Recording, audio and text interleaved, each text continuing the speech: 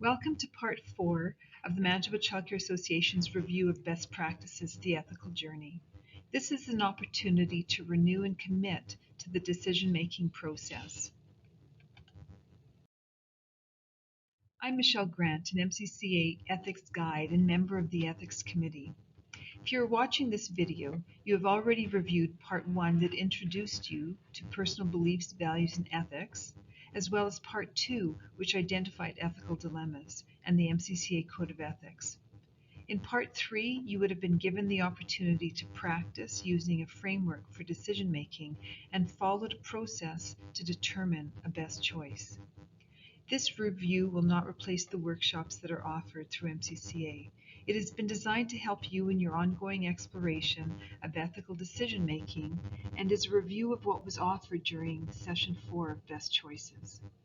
Maybe you have had some challenges in following through on what you thought was the best course of action. What have been your challenges as you try to live your belief system and make decisions that will cause the least harm with everyone that are stakeholders? The goals for Part 4 were to understand what supports you and what challenges you in your ethical decision-making, and to renew your commitment to the ethical decision-making process.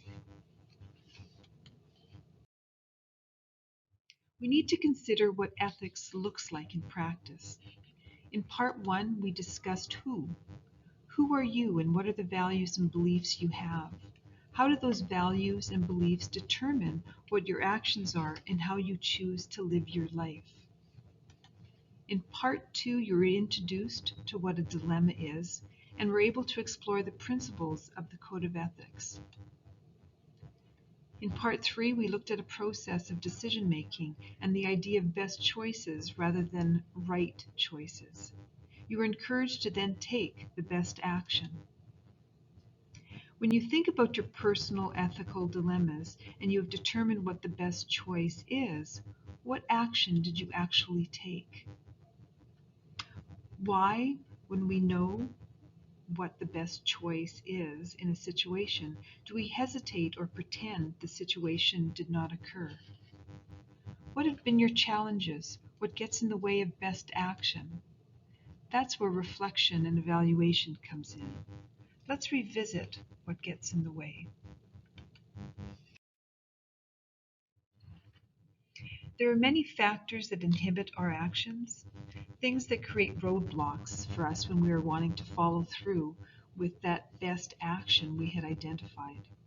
Fear of making the wrong decision, fear of being disliked because of our choice, fear of making the work environment more difficult. We may be holding on to the idea that there is a right or wrong choice and feel uncomfortable with the responsibility of making the decision. We may feel like we lack the skills or the information needed to make a decision. We may see it as taking too much time or require more energy than we are willing to put into the dilemma at that time. For some of us, it's about personal caring. We may have a personal attachment to an aspect of the dilemma, and it is creating difficulty sorting the options for actions and following through with a decision. It could simply be that we have not made a commitment to action. Remember, ethical decision-making is very personal. Taking best action means being engaged in questioning, deliberation, and reflection. Ethics is making a decision that meets a personal value or principle and then taking action or choosing not to take action to minimize harm, damage, and exploration, or to enhance goodness, well-being, or satisfaction of both self or others.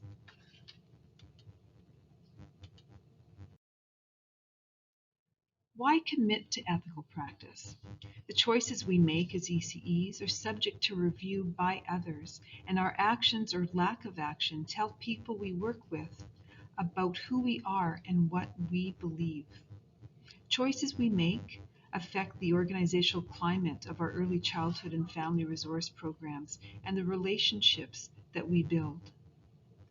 The values we choose have a ripple effect on our community.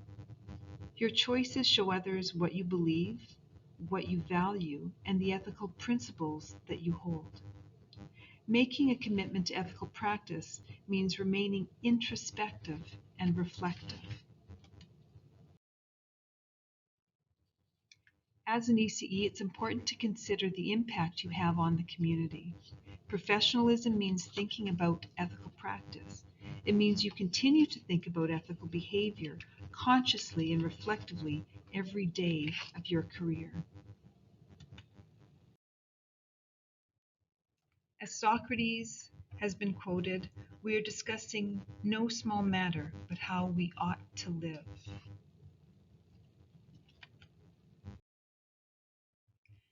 Thank you for reviewing the MCCA Best Choices Ethical Journey. For more opportunities to reflect and to be challenged in your decision making, be sure to read the articles and bridges that are written by Ethics Committee members. Join us at a Beyond Part 4 workshop to further examine your personal choices and how you follow the Code of Ethics. The MCCA Ethics Committee is committed to developing engaging workshops to stretch your comfort in discussing your values and beliefs. Watch for other thought-provoking workshops like Hot Topics, Whose Shoes, Walk the Talk, and the T-shirt Says It All. Don't forget about borrowing the MCCA Ethics Tub, full of ethically challenging games, or the online vignettes that can be used to create discussion at staff meetings. Remember, this is about you. We are here to support and encourage you, and at times stir the pot as you travel to unearth your beliefs, values, and ethics on this very personal venture. On behalf of the Ethics Committee and the guides across the province, thank you for permitting us to be part of your journey.